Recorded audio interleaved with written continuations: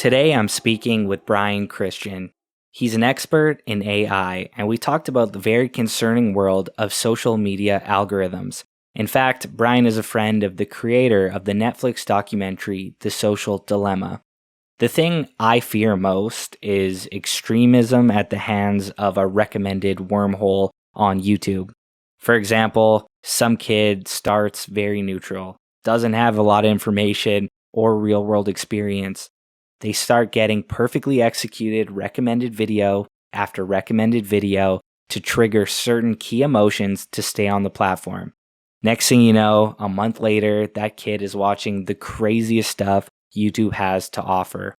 Was that kid an extremist to begin with, or did AI guide him and prey on his human emotions to turn him into one? That's a big question, and there was no clear answer, but at least we tried to address it. Brian is a best-selling author, known for Algorithms to Live By, and his most recent book about AI safety, The Alignment Problem. Before we begin, to thank you for checking out the new show, I'm giving away a PlayStation 5 to one of my viewers. All you have to do is like and subscribe to enter. That's it. Full details in the comments. Now please welcome Brian Christian to the Welcome Home podcast. For me, as someone with a technical background,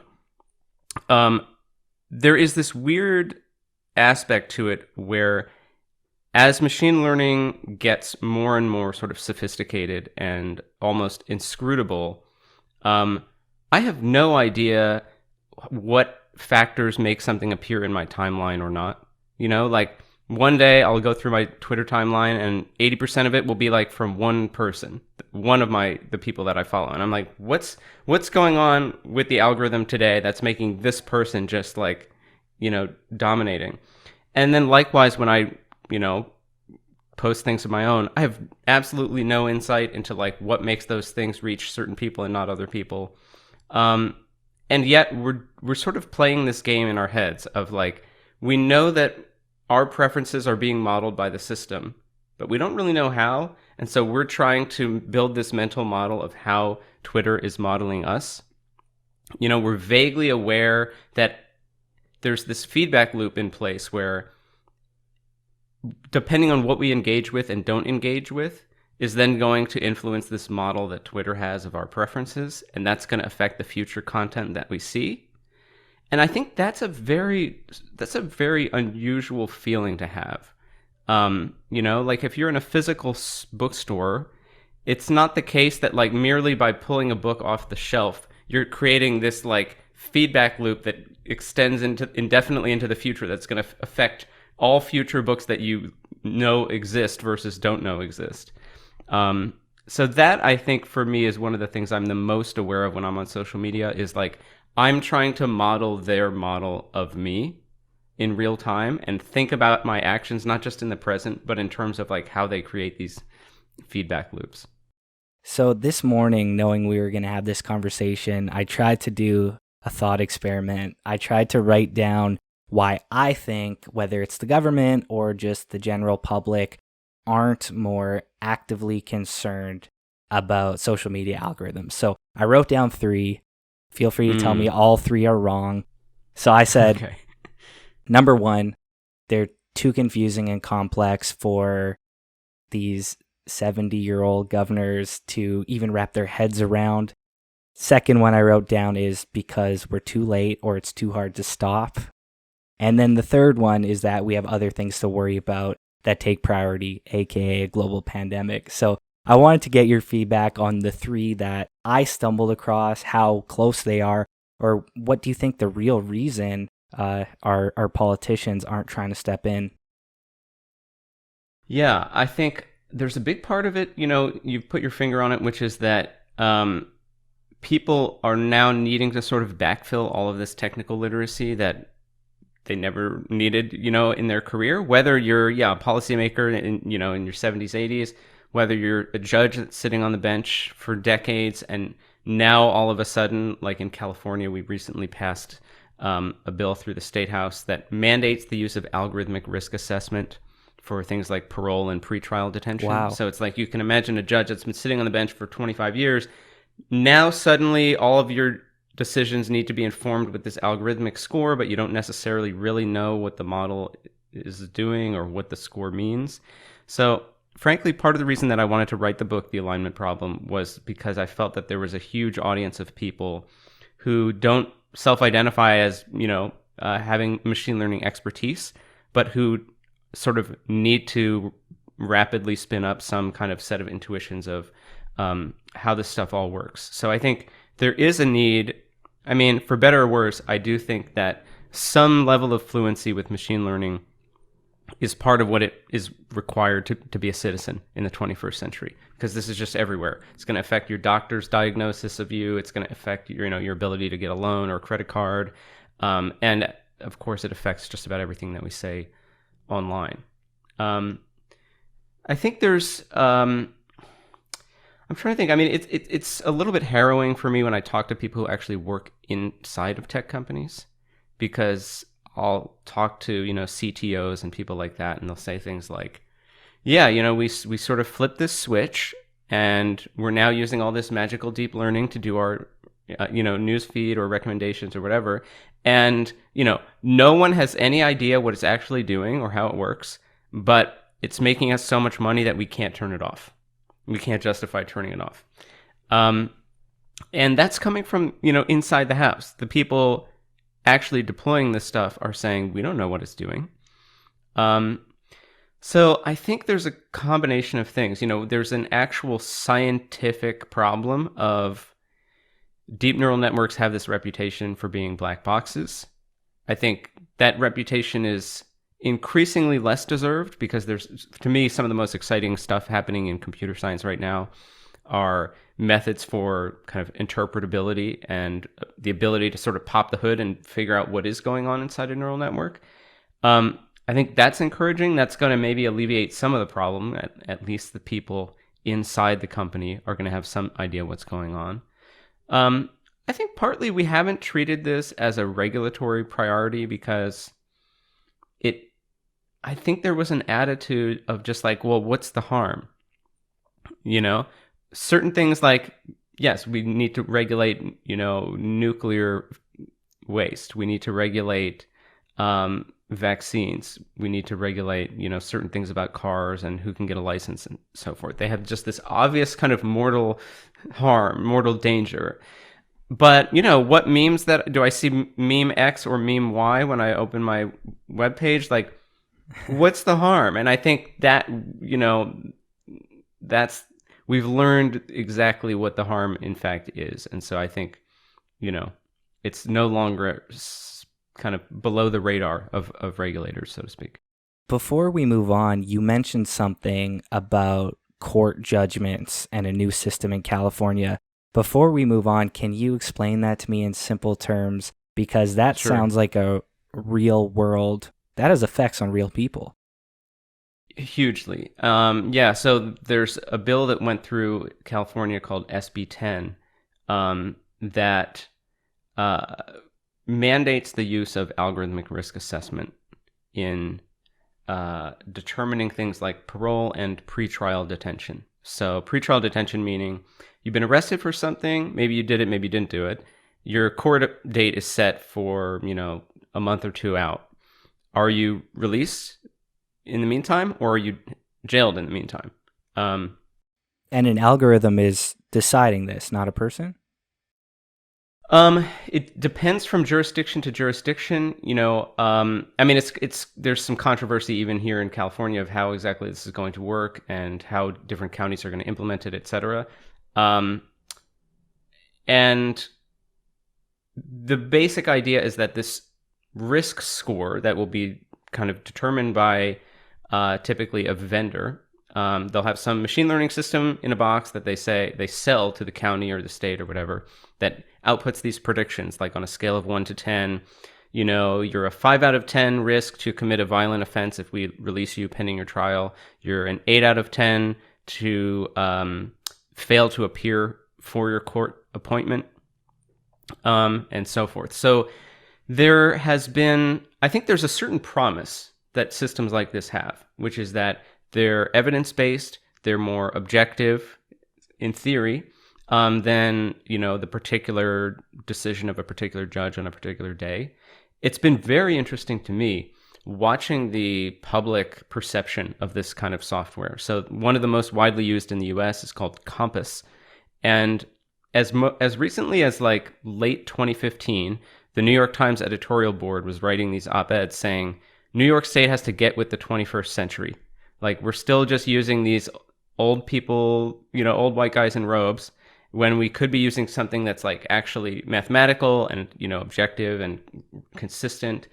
And then suddenly people start to actually look at some of this software. There was a big investigation done by ProPublica in 2016 that showed, now wait a minute, if you look at the defendants that are miscategorized by this model, Black defendants are something like 2-to-1 more likely to be overestimated as riskier than they are. Oh, White wow. defendants are 2-to-1 more likely to be underestimated in terms of their risk. And suddenly the New York Times starts publishing all these articles like, oh no, these people are being put in jail by an algorithm. What are we going to do? And so the public perception, particularly among progressives, did this hairpin turn. I think the truth is very kind of complicatedly somewhere in between. That I think there is a hope that we can do better than the status quo of just people using their, personal judgment. That we can do something that's evidence-based. But we have to be really, really careful about exactly what data is going in, what exactly are we trying to predict, and how are we trying to use those predictions. So, for example, we predict that someone is a quote-unquote 8 out of 10 risk of failing to appear for their court date. Well, let's just assume for the sake of argument that this is a real, it's a well-calibrated prediction. It really is true. Well, what do you do with that prediction? So one thing you can do is incarcerate the person, like preemptively, and just say, we're putting you in jail. You haven't been found guilty of anything, but we're putting you in jail because the system predicts that you're not going to appear for your court. That's one thing that you can do. Another thing that you can do is release the person and then text them, the morning of their court appointment, like a reminder, hey, your court appointment is at 2 p.m. There's an increasing body of research showing that is actually quite effective. And so I think there are a lot of really important questions here as we think about AI safety, not only in terms of how the models themselves are being built, but what we're actually doing with the predictions that they give us. And a lot of things are getting kind of dropped in that last mile, so to speak. And yeah, I mean, we can have a much longer conversation about the criminal justice system, et cetera. I'm happy to get into all of that, but I think just this is really a change that's kind of sweeping through.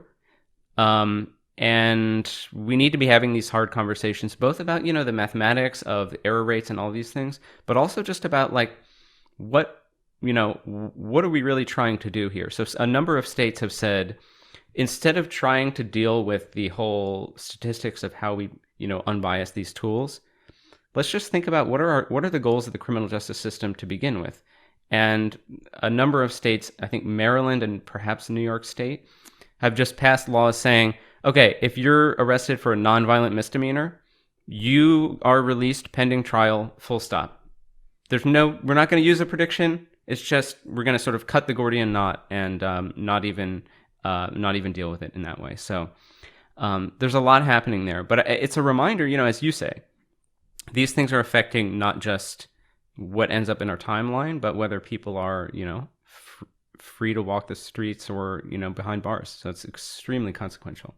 As you were sharing that story, it's actually terrifying how the real world effects can change the course of someone's life. But at least from a non-technical perspective, I contrasted that court system with AI and self-driving cars, where I don't think many people are going to say self-driving cars are not going to be an overwhelmingly great thing for humanity, and getting things right in a court system isn't going to be amazing for humanity. But it almost seems like, from my non-technical perspective, that there's a timing issue of rushing out self-driving cars or rushing out a court judgment system.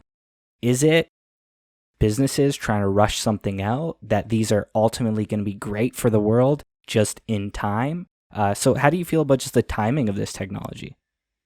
Yeah, I mean, I do think that there is kind of a weird, race condition between the actual capabilities of what AI can do, how widely it's deployed, and then what is the current state of our knowledge about safety and our engineering practices around safety. Um, there are many. I think the profit motive is partly to blame here, but not exclusively. I mean, you see it in the public sector as well. One of the stories that I tell in the book is Minneapolis developed their own kind of in-house criminal risk assessment system in, I want to say, like 1994 or something. And they had a note that was like, let's come back in 1 year and reevaluate this model based on the data of, which people were rearrested later or blah, blah, blah. So, we'll make sure that the model's actually doing something reasonable. So we'll come back in a year. And they just forgot, or the people rotated out of the department or whatever, and they just let it go for like 14 years. Then they came back and they were like, oh wow, someone like was supposed to audit this like a decade ago. And predictably enough, they audit it and it's doing all sorts of terrible things that they scrap it and build a new one from scratch. So, the public, the non-profit motivated sector is hardly immune from this as well. But you really do want to feel like we're living in a world where we don't have to learn everything by making the mistake. I think that's kind of, broadly speaking, what's happening now with a lot of areas of AI is we're just learning by trial and error. And so I think we have to think a little bit more about, I don't know, maybe borrowing from other fields, right? It's like civil engineers don't build bridges by trial and error, at least not anymore, right? It's not like, well, let's just build some stuff and some of it will fall down and then the stuff that stays up, we'll just keep using those bridges. That's sort of the attitude that exists right now in machine learning. And I think increasingly we're going to have to, I don't know, the field, it's high time for the field to sort of mature and borrow some practices from other fields that aren't don't feel quite as much like a Wild West.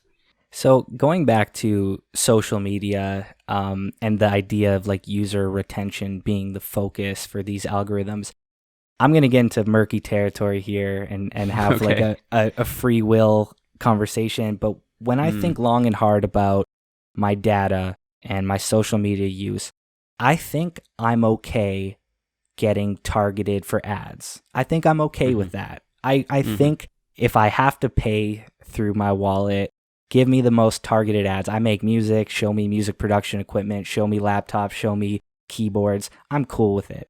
The thing that I'm super uncomfortable with is, going back to free will, is this recommended section, especially on YouTube and on Facebook. And I consider myself not very political at all. I try to stay out of it. I notice that whenever I look into politics, my mental health suffers, so I try to stay away.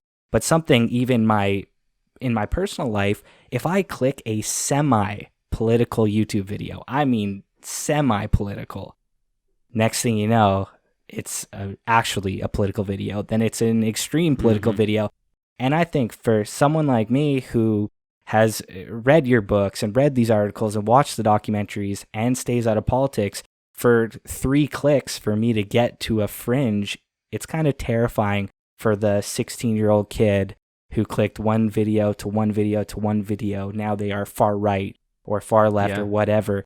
That's the thing that scares me most. So I guess I want to bring it back to, it seems like the average person's kind of okay with highly targeted advertisements, but everyone is like, yo, these recommended videos, we need to at least know why we're being recommended these videos.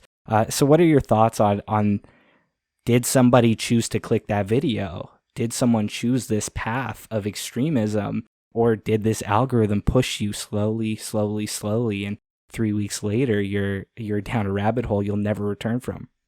Yeah. I mean, I'm with you. I think targeted ads done right are kind of a win-win-win. I mean, I can remember going on Facebook in like 2013, 2014, and I saw an ad that was like, hey, your favorite drum and bass producer who like hasn't done a US tour in 10 years is playing a show tonight 1 mile from your house. And I was just like, wow, I'm really creeped out that you were able to put all of that together, but also thank you. Like, that is very valuable information. So yeah, done right.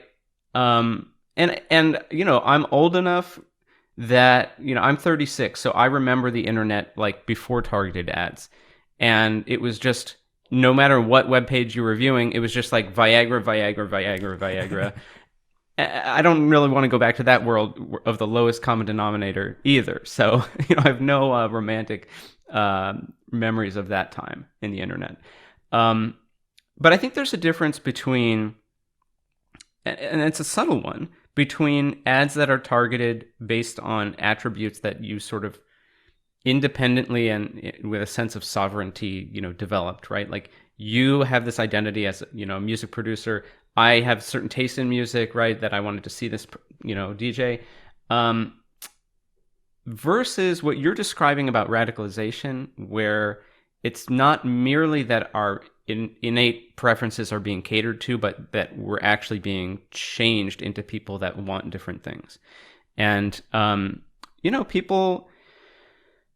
people in AI safety and people in the tech industry, like, very often use drug metaphors. I've heard very high people up, in Google research talking about the quote unquote heroin problem, which is that from an algorithm's perspective,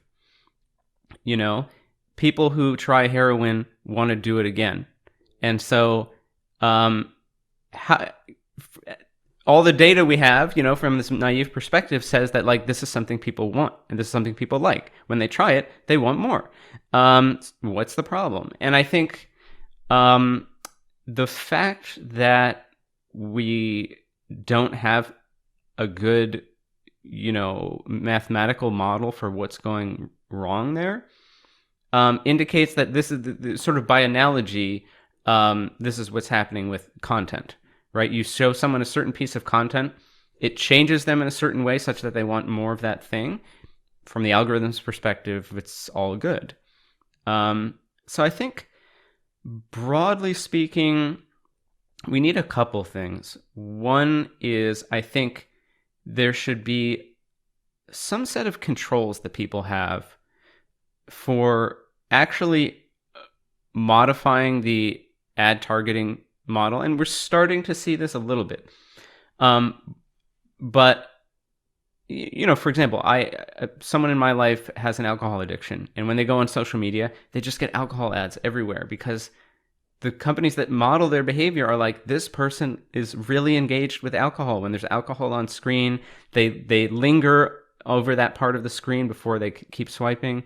All of that stuff is getting recorded and used to sort of reinforce this thing. I think there should be some requirement, whether it's a regulatory requirement or whatever, that we can actually see what model exists of our preferences and have some kind of knobs on there or some kind of toggles on there to modify that and say, it may seem that I'm really engaged by this, but I don't want to be engaged by that. Right. So in philosophy, this is called like second order desires. It's like, I want it, but I want to not want it. And the same way that, someone with an addiction, an alcohol addiction, for example, just, can get alcohol physically out of their house rather than having to look at it and not drink it. There should be something equivalent to that online, right? Where you can say to YouTube, I want to watch the occasional QAnon video, but I don't want to go down the rabbit hole or whatever it might be. So I think having more transparent models, there's a place for the computer science here of like building these models in a way that we can actually understand what's going on and then modify that. I think there's also, a lot of people are thinking about, there's all these computer science models for inferring people's preferences from their behavior. This is something called inverse reinforcement learning. It's basically How can I figure out what you appear to want based on the actions that you take? This is an integral part of AI safety. But there is this real like system one, system two problem there, which is like, as most of us know, we have this kind of fast thinking and slow thinking, and they're sometimes at odds. There's a reason why at a supermarket the candy bars are right next to the cash register. It's because you want to, you don't want to think too hard about it, because if you let the customer think about it, then they'll put it back. We don't really have a way for disentangling someone's kind of immediate reflex behavior from their longer term reflective considered judgments. We don't have a way of going back to YouTube a week later and saying like, yes, I did click on all that stuff, but now I regret it.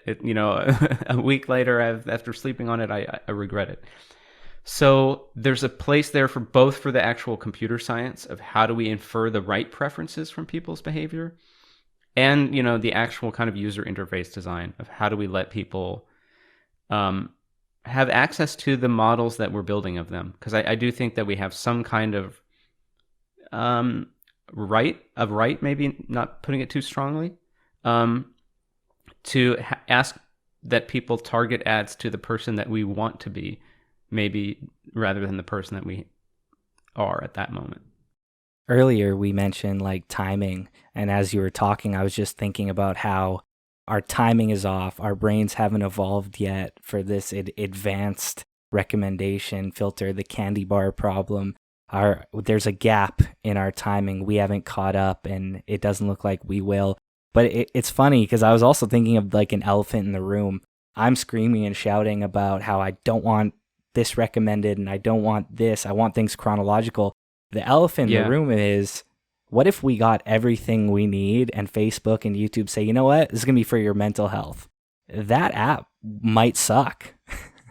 Do you think if someone like me who's very critical, or someone who cares a lot about algorithmic safety, do you think if we actually got what we wanted and these apps were purely for the user to live like a calm and anxious free life, that the app just wouldn't survive? I mean, I certainly think that's the argument that the app companies themselves are making. You see this with the chronological feed versus the algorithmic feed. People say, we want the chronological feed, and you can imagine the company saying, no, you don't, because we A/B tested it, and when we gave it to you, you didn't engage. So, that's just false. I mean, and there's a little bit of, again, this kind of system one, system two conflict, where which should we trust when the person's words and their actions are in conflict? Which of those is the quote unquote real answer? I think it may be that, I think broadly speaking, business has this kind of, amoral sensibility of like, whatever people want, we'll give it to them. Because if we don't, we'll go out of business. So, what do you want us to do here? We're just trying to survive. So I think one of the biggest levers that we have is to change the culture such that people come to want something different. And I think that's starting to happen. I think there are very, very subtle things that can make a big difference. For example, there was some user study, I think that was done on Twitter, if I'm remembering this, that showed that forcing someone to have like a half-second delay between, seeing something and retweeting it, or like being able to, reshare something, whatever. Just adding like a half-second or a 1 second delay changed people's behavior in a meaningful way, because it's like, again, to the degree that you can sort of model people as having this fast and slow cognition that are at odds. Well, if all you need to do is slow down, and then you see a different behavior emerge. So whether it's the interface actually forcing you to slow down, Randall Munroe, who writes XKCD, has talked about, he used to have this browser extension that would just add 1 second delay after any link that he clicked. And it completely changed his relationship to the web. I mean, imagine thinking that you're not willing to spend 1 second waiting for something to load. If that changes your desire to see it, then maybe you shouldn't have been seeing that thing, right? I think that's a reasonable statement. So partly, I think just encouraging people to like literally slow down is going to have a measurable impact. And I think the other thing is what we were talking about earlier, which is people are kind of waking up to the fact that their behavior is being tracked, it's being logged. Not just what you click on. I think people have this idea of like, oh, they're tracking everything I click on. No. They're tracking how many milliseconds that piece of content is on your screen. So if you're scrolling through and you hesitate slightly to read something before you then scroll it away, that's been recorded, and they know that. That's insane. So being aware that everything you do, all the way down to like the content that you hesitate over, is part of this feedback loop. I mean, it's kind of paralyzing, but it creates a little bit of a different thought pattern, where you are acting on behalf of your future self. So whatever willpower you can exercise now will pay dividends later. So it's a little bit like, it's easier to go to the grocery store and buy healthy food than it is to choose the healthy food out of your fridge. There's a similar sense in which, exercising a certain amount of conscious control over the way that we use social media will set our future self up for success. It's hard to have that level of willpower all the time, but if you have it now, then your future self isn't going to need as much. So there's that. I recently spoke to a healthcare futurist named Jamie Metzel, and I kept asking him, what are your predictions? And he kept saying, I don't like making predictions because they're impossible for the future of healthcare. So I'm going to apologize in advance, but I want to get a prediction from you of a best case and a worst case scenario for AI in the next only a decade or 20 years max. Where does this go? And you're happy and you're proud of the work you've done. It's had an impact. And where does it go if no one listens? So thinking 10 to 20 years out about the sort of good case and bad case, I guess both of those are presuming the same level of actual progress. So one of the things that AI people are always asked is like, how much progress do you anticipate in that period of time? But that's sort of a constant in these two scenarios. So I do expect that over a 10 to 20 year period of time, we're going to have something that's, plus or minus like what we have in mind when we say artificial general intelligence. So for people who are familiar with the OpenAI, GPT-3 system, which has an API, the idea that there will be these kind of generic intelligence services that you can employ through an API or through an app or whatever it might be, and ask them to do like generic things like, hey, can you help me write my term paper? Can you help me, file this paperwork with the DMV? Whatever, certainly knowledge work, maybe less so in the physical world. That'll come later. It will be more normal that stuff exists. And I think in the negative scenario, we're going to end up with this kind of Kafka-esque bureaucracy of machine learning where, it's models feeding models, feeding models. There are very few actual human beings at a particular company that really understand what's going on or why certain things are happening. There's a sense in which we've just sort of put the entire world like on autopilot, and that the world is just kind of like this self-running amusement park to which we are the patrons, and like we can maybe choose what ride we want to go on, but like the world is just sort of there doing stuff, and we don't really understand why it's like that or how to make things different. That kind of sort of passivity or that kind of disempowering sense, I think, is part of the negative vision. I think there's also part of the negative vision. There's a really beautiful essay by an AI safety researcher named Paul Cristiano called "What Failure Looks Like," and one of the things that he highlights, which is part of my vision as well, is this kind of dystopia of you get what you measure. That we already have this thing in capitalism where and not just capitalism, but global governance. We've chosen to care about certain things, GDP, shareholder returns being at the top of that list, basically. And we've part of why we care about those things is that they, generally speaking, correlate with human flourishing up to a point. And we've now optimized them past that point. And the stock market keeps going up, but increasing numbers of people are unemployed, or stock market keeps going up, GDP per capita is going up, but life expectancy is going down, and the environment is getting trashed.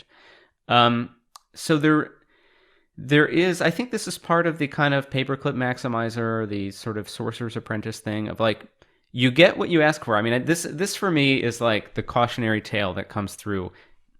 Whenever I talk to AI researchers, they all have their own stockpile of anecdotes about how something blew up in their face because of some super clever loophole that, they tried to formulate this objective function so that the system would learn to do X, but instead it found this like devilishly clever loophole where it was able to get, infinite numbers of points by doing this like very degenerate behavior. You could argue that that's essentially what's happening like macroeconomically at the highest level. And I'm very interested in movements like, the UN trying to create this human development index and move like global leadership beyond GDP to thinking about literacy, thinking about life expectancy, inequality, education, et cetera, et cetera. But yeah, the AI dystopia is that we take this kind of like, you get exactly what you ask for and everything else goes to shit. Like, and we just put that on autopilot, and now no one really knows why the world is the way that it is or how to stop it. So that's the grim view.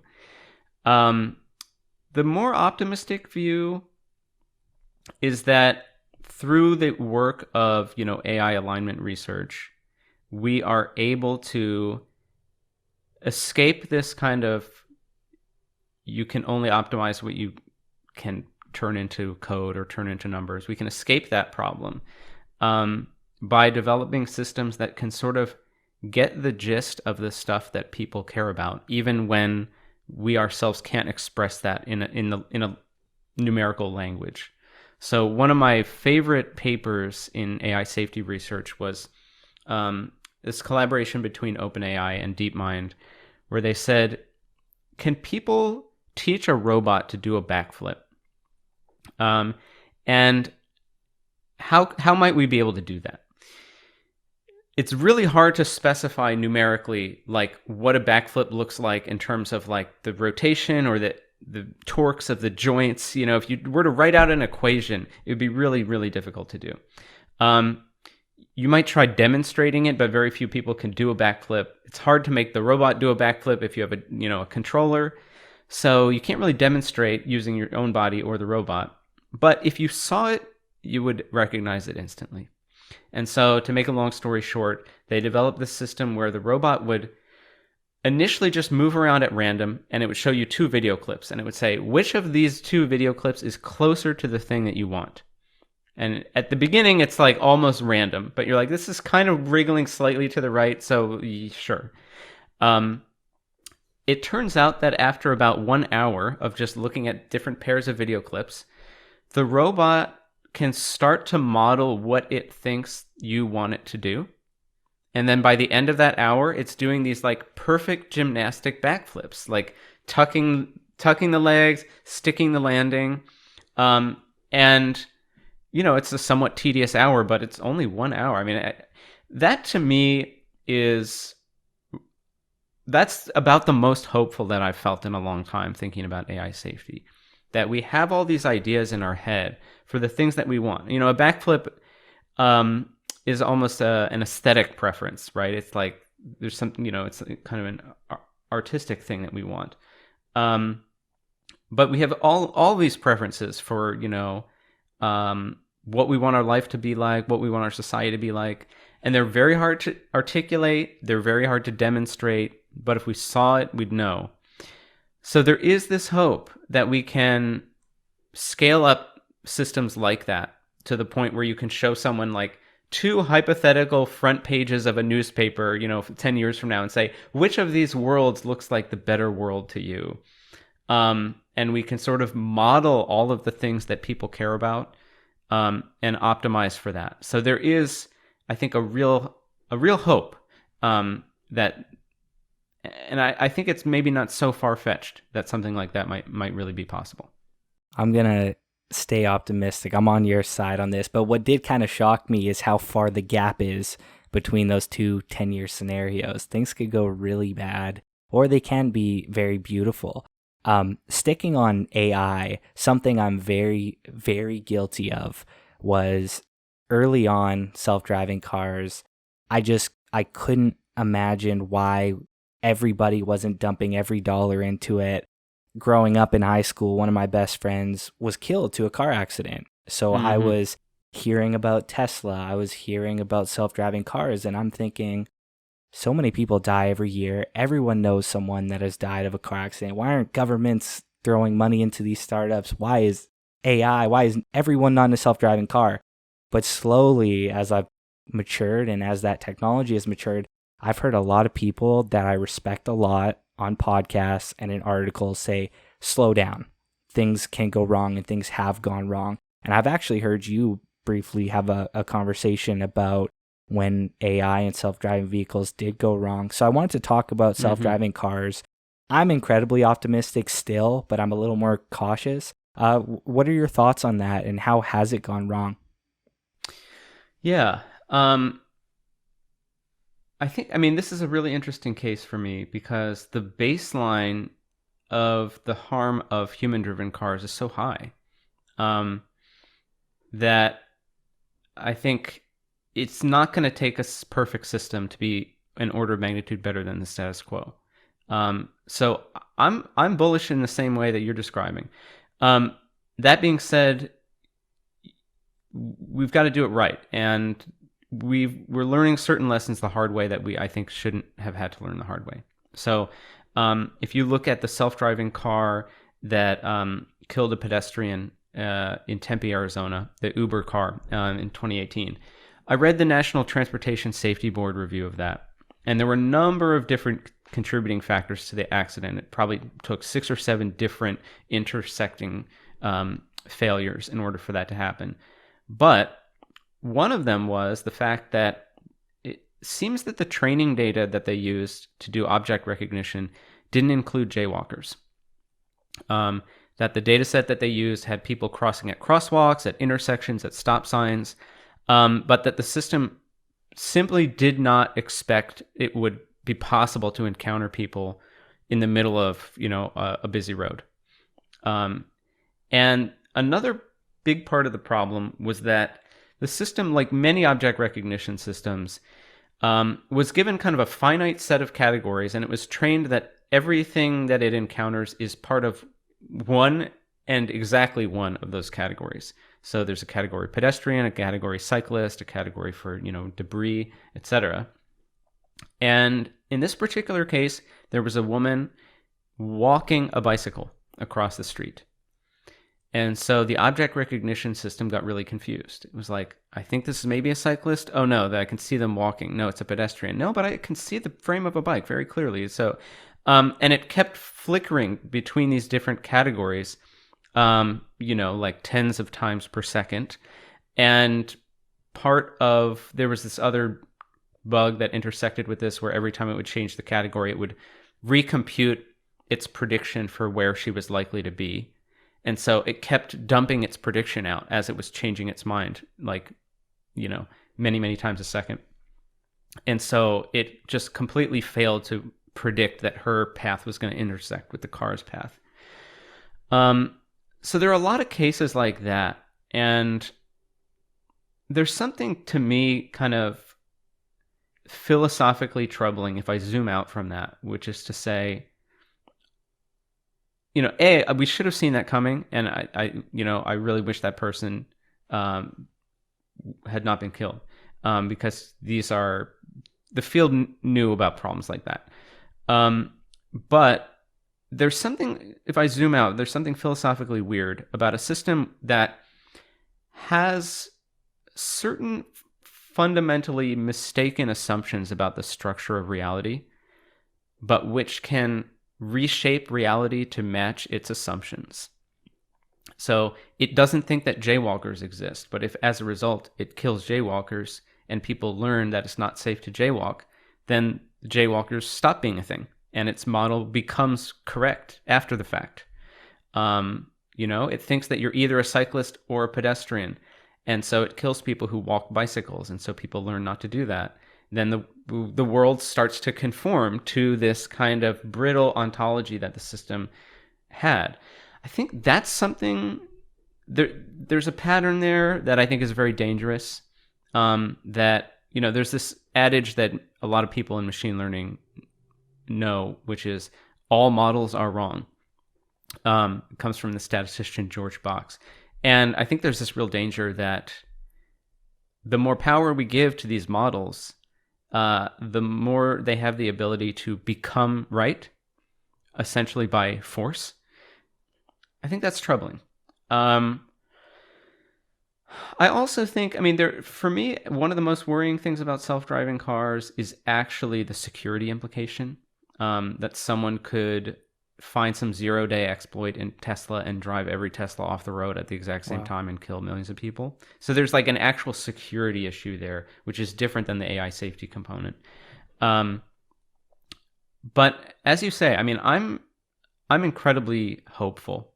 I think I remember growing up driving. There's some irony which I tell in the book, which is that I actually grew up driving on the exact same streets where the NVIDIA self-driving car project trained their car in a few years ago, and I remember driving by that exact building when I was a teenager.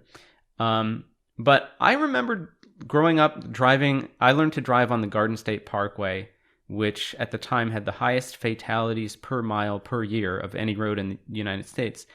And I remember just looking around me being like, why is everyone else so seemingly nonchalant? Like, this is insane. Like, we're just hurtling through space in these, multiple ton steel death machines. Like, why am I the only person who's like sweating bullets right now? I think, the next generation, our kids, will come to see that as like, actually, that was the correct reaction. Like, it was insane. Everyone was doing this crazy thing. I want to live in that world. So for me, I'm totally hopeful about that. I think since my high school experience and knowing people that have passed from car accidents, I've always had that bizarre thought of, this seems crazy. This really does. Yeah. And once Tesla started getting rolled out and AI was being used for self-driving, I got probably overly enthusiastic about it, but that's probably the thing that I'm by far the most hopeful for whenever we have conversations about machine learning. But there's also this hurdle I'm curious to see your thoughts on. There's a lot of pressure on these technologies, rightfully so, but if you go through every newspaper or news article, city to city, people that are dying from drunk driving or car wrecks, they don't get news coverage. But number one trending, the moment Tesla had made an error, number one trending, it's the worst thing ever, these cars. Just, do we feel more comfortable sleeping at night as humans knowing a human was to blame and we won't accept this? Because there's this very weird pressure that self-driving is not allowed to make mistakes, but thousands of humans are every single day without coverage, and that always felt really uncomfortable to me. We also need to figure out the actual legal liability, right? Because, if I kill someone driving a Toyota Prius, that's not Toyota's problem. Maybe in very rare circumstances where you can find that there was some glitch with the anti-lock brakes or something, Yeah. but I can appreciate the hesitation that companies like Waymo have, for example. Tesla's been intriguingly brave, I guess, about just plunging into that and, without the case law being firmly established. I think Waymo's more conservative. Um, but I don't think we've really worked that out yet. So what is the legal liability? Currently cars in the US, if I'm remembering this stat correctly, cars in the US kill something like 30,000 people a year. And so let's just say, for the sake of argument, that self-driving cars can cut that down by an order of magnitude. So now we're talking 3,000 people. So that means, divide that pie chart by the market share of different companies. That means like any given automaker is going to have like on average one death a day, from their cars.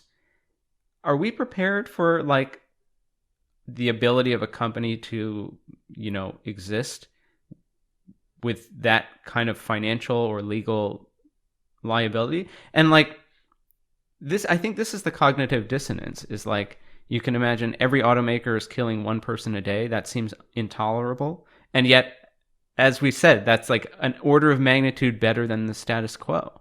And so how do we hold those two things in our mind at the same time?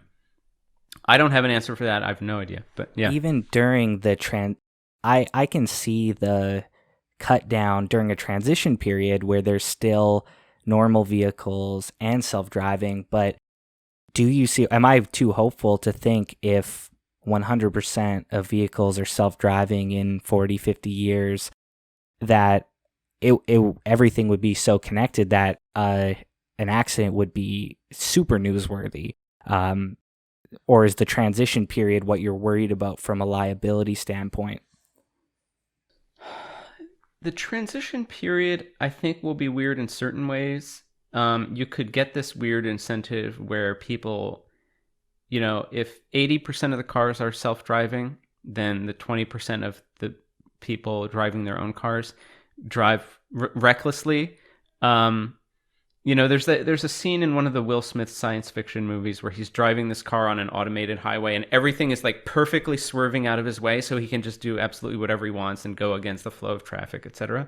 Like, there may be a weird moment in the transition where it's like you have these strange incentives like that. I'm not honestly super worried about that. I think at the same time, I'm not as fully enthusiastic about the idea that, once you have a full deployment, the cars will just talk to each other and it's going to be fine. I think there's just as likely to be some kind of weird protocol failure where it's like, oh no, version something point whatever is sending a slightly different code, and then when it talks to this other version, it goes the wrong way and they crash, and we have to roll this update back or whatever. I think stuff like that is going to happen. So I'm not like completely optimistic about just once they can talk to each other, everything's fine. But at the same time, I'm not that worried about the transition per se. I think we just have to get it right. Well, Brian, in contrast to speaking to Jamie, the healthcare futurist, he was warning, he was concerned, there was a lot of fear at the end of that podcast. But for us, it sounds like you're a lot more optimistic. You have a lot of hope for these technologies. You have a lot of hope for people using them in the right way.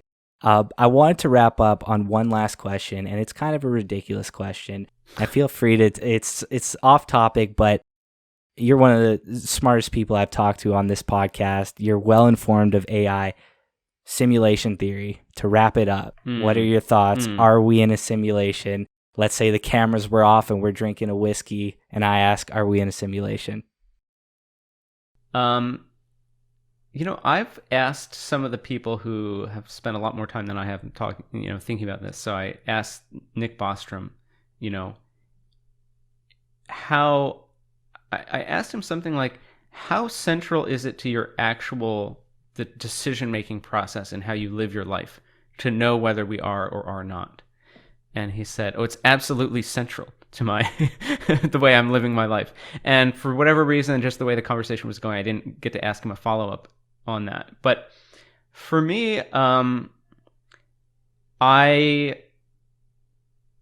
end up being like profoundly agnostic. I mean, there's this argument that you sometimes hear, which is, if it were possible to create the kind of simulation that we're talking about that has these like sentient beings, and it seems like a universe and whatever, if it were possible to create such a simulation, then it's probably possible to create trillions or whatever of such simulations.